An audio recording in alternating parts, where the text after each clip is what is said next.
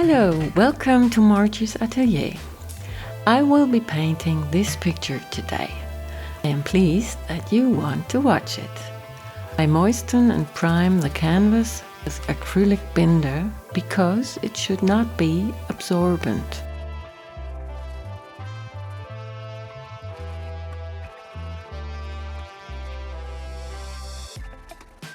Okay, my canvas is dry and I want to tell you what inspired me. These are two photos. This is one and the other. For both, I have drawn large shapes. I would like to lay it down here. And the other fish I'll show up here in the corner. Then the baby koi. I have two more. I put the largest of them all down here and I let them swim like this. I sketched the shapes on the canvas so I know roughly where everything is. Then I will put the primer. First, the yellow tones. I take such a middle yellow right for the bright parts of the heads, then something darker Indian yellow next to it. Then I will weave orange for the lower body parts of the fish. Also for the background burnt sienna. I've put my colors on the palette and some binder for it. Now I will first spray a little water so that it's very thin. The brush is moistened and I start with the yellow where the fish heads are.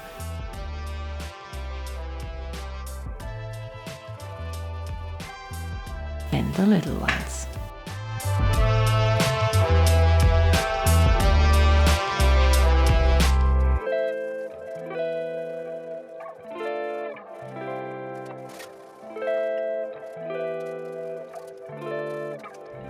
Then orange.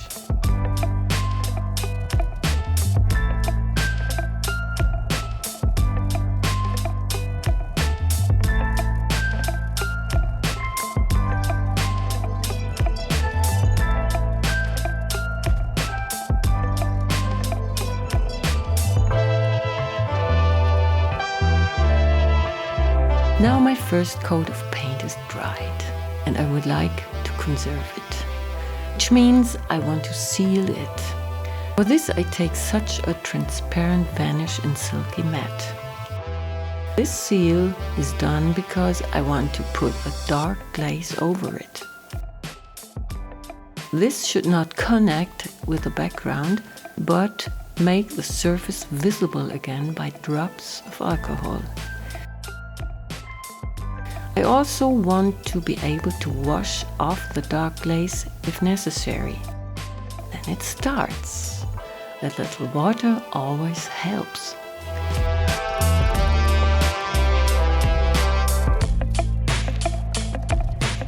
So my primer is fixed by a vanish layer.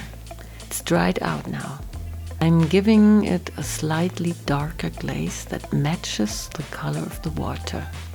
For this I mix these two colors together, medium blue and burnt sienna. I mix these two colors approximately equally.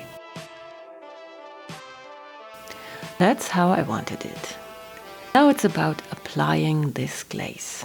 It needs to be translucent and no puddles anywhere, so I can use the alcohol drip technique.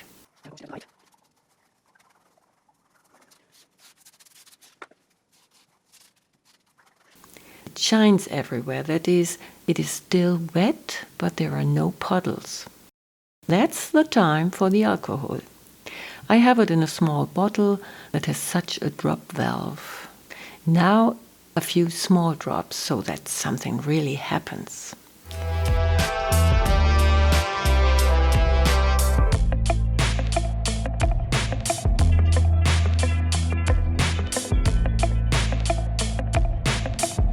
Now I'm using a trick. I roll a kitchen roll over it to take some color away again. Here it is too dark now. I'm dabbing again, because that's the fish head and I'd like to have it bright.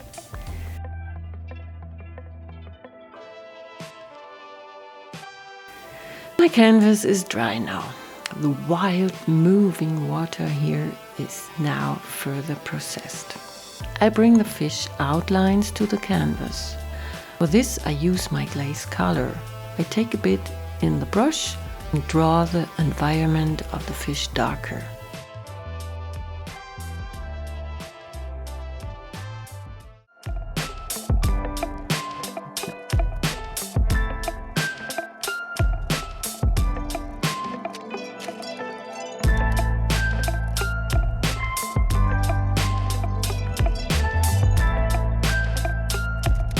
The baby is still there.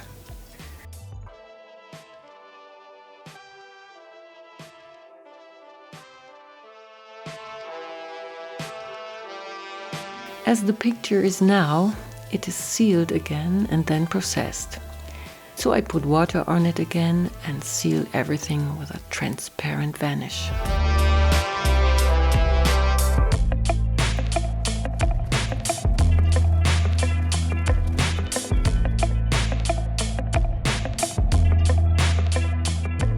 The seal is dry again. This is followed by another dark glaze for the deep dark moor pond areas. In addition, I make a mixture of blue and sienna again. This time, not with the bright blue, but I take a darker ultramarine blue. I mix these two colors and add them to the rest of my dark glaze from the first time. So I get a darker glaze. I hope it gives an interesting effect. This might get a bit more blue to make it darker. I'll add it to the first glaze.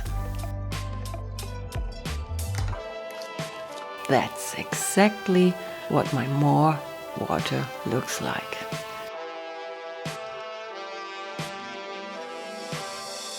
A little thinner, and then we start with the glaze. Because I want to keep the fish forms exactly, I do it step by step. I start with this upper corner.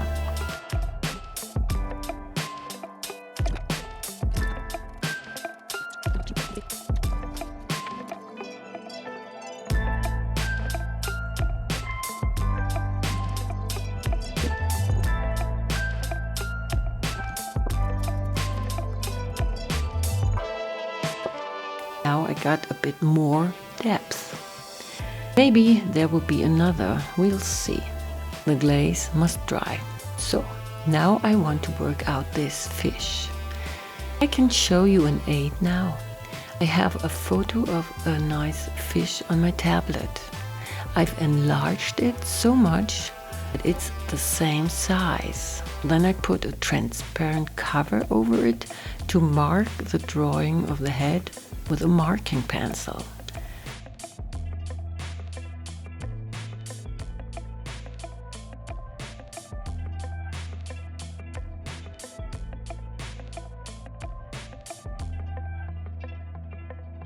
Then I can lay the transparent cover here on my fish and paint in the bright spots with the help of white.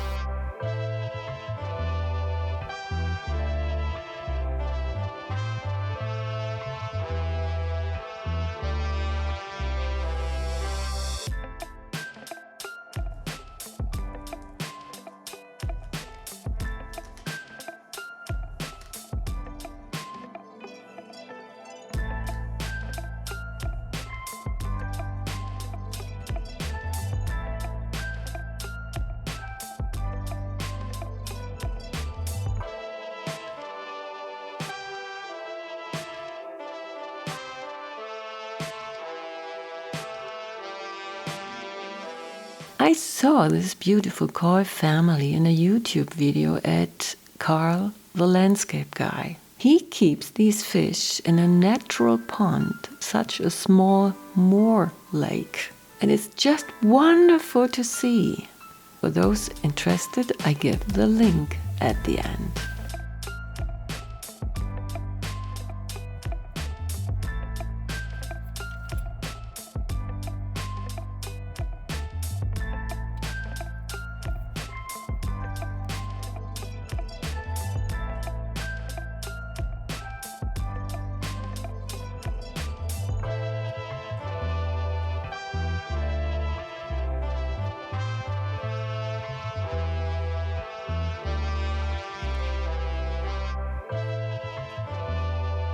Now I glaze with bright yellow, then it is a radiant light yellow.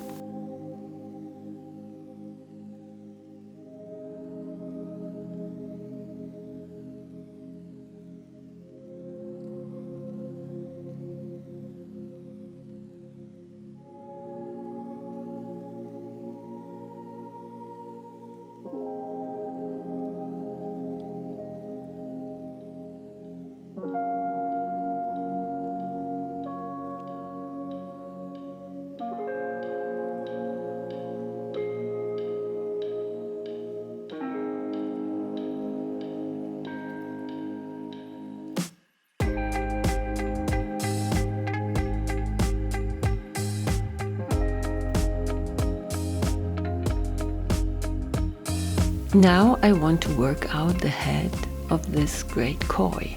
He is quite visible. The eyes and the details are big. In that sense, I want to paint it very precisely. That's fun too. I enlarged my image so much that it fits in size too. Nevertheless, I'm unsure where the eye is now exactly. That's why I'm using this slide again. I put it on here and draw with such a permanent marking pencil very easily. Then the picture does not slip down. Now I have the exact size and shape and also the exact position of the eye. Then I am completely relaxed and can start. For the pupil and the iris, I take Paynes Gray. For the light shadows, I use the rest of my dark glaze.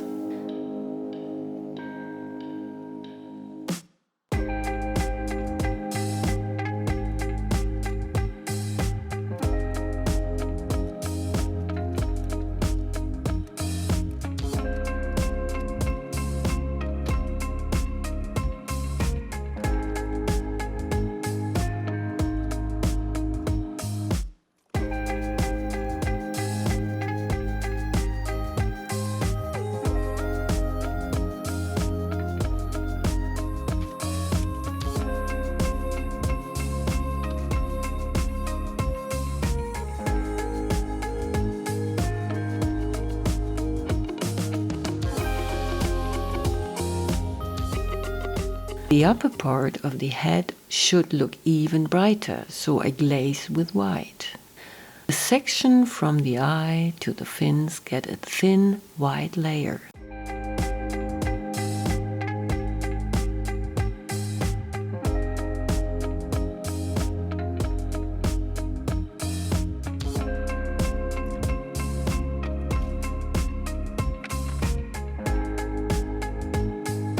So I would also like to make these scales more visible here by painting them white.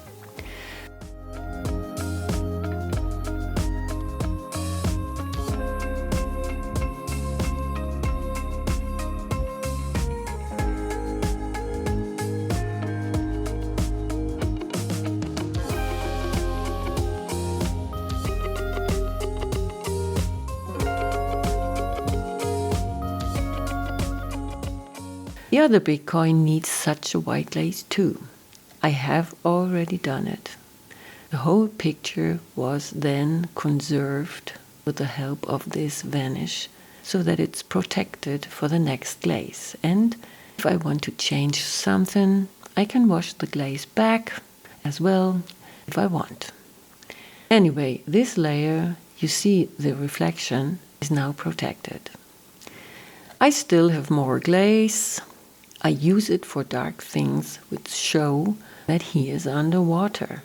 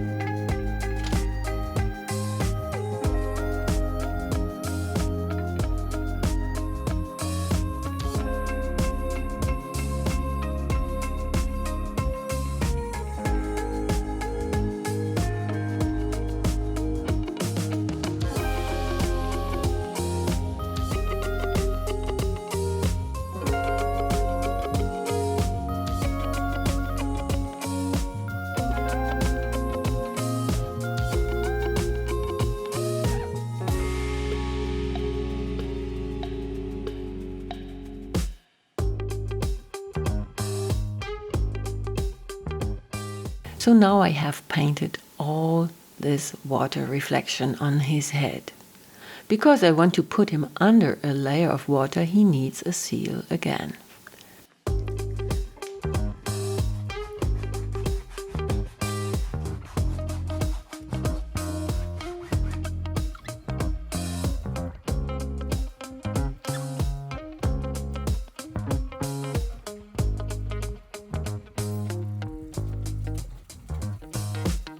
So, the seal is dry again, and now comes the sinking under the water. The white fish gets a water glaze over it. I still have some of that, that's excellent. But it will be very thin. Let's see if it works.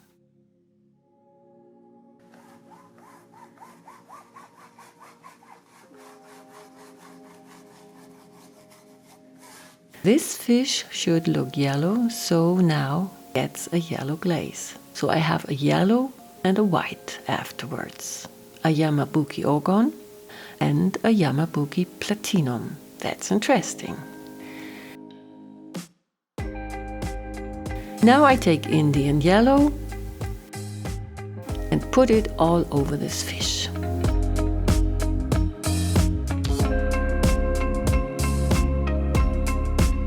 Because there's white under it, the yellow shines really nice.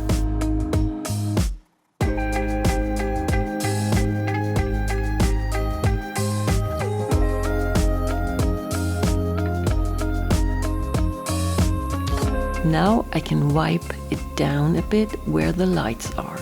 That looks very soft. It can be wiped off so well because the white underneath is sealed, so it gets more plasticity.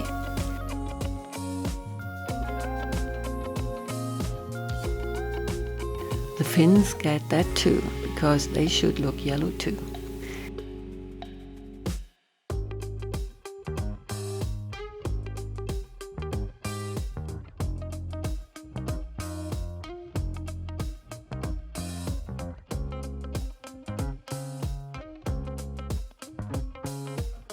And it will be sealed again, maybe the last time, because then a dark blue glaze should follow. So again, I fix everything that exists. Now there is the final glaze, and I have considered using this blue. With these many shades of orange and brown, blue is an excellent complementary color and supports the effect. This is a transparent color. You can see it in this empty square. And now there will be alcohol droplets again in the deep areas. I will spare the bright fish. I spray lightly with water and put the final blue glaze on it. That gives a nice depth.